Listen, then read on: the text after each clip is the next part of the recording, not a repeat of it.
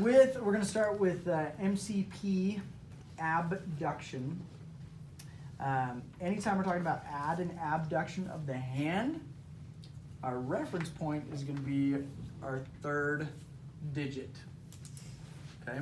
Because typically when you go into abduction, that third digit doesn't move. The other 3 digits move away from that third digit, in fact. Okay? That doesn't mean you can't move it. Hello.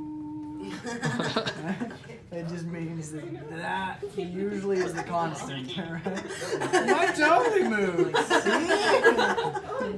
I'm like trying to not move it. But that's going to be our midline. Okay? So as far as our anatomical stuff, when we're talking about the shoulder or anything else, and this is abduction because this is midline, well, it gets thrown out the window when it comes to the hand. Okay? So, let's... Right? Patient is going to be... What happened right there? Stabbed. Pen. Josiah? I really wanted the medal.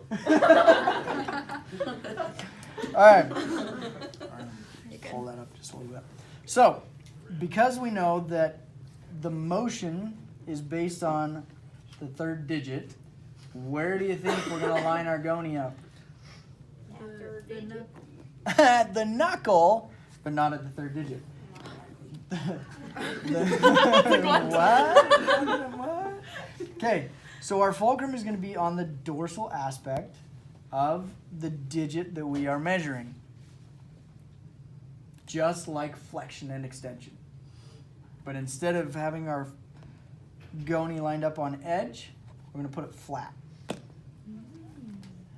Okay? So if I want to measure abduction of that second digit or her pointer finger, then my fulcrum is going to be on the dorsal aspect of that joint, that MCP joint.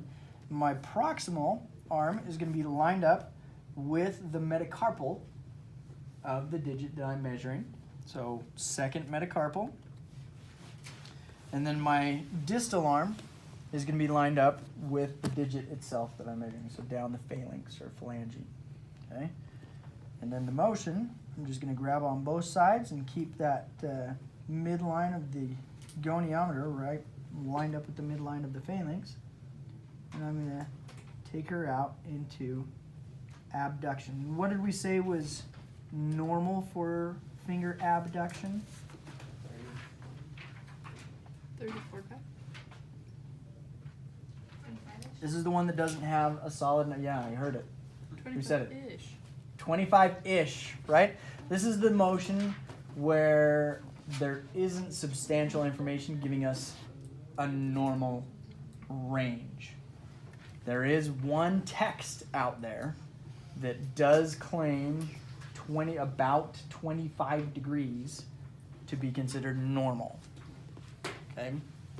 Why isn't there substantial? Like, how come they can't get Just nobody has decided to measure it enough and yeah, to make it official, essentially. It gets measured quite a bit in like hand clinics and things like that because it is a functional motion. Yeah. So you can't just take statistics from those clinics and... Nobody's kept track of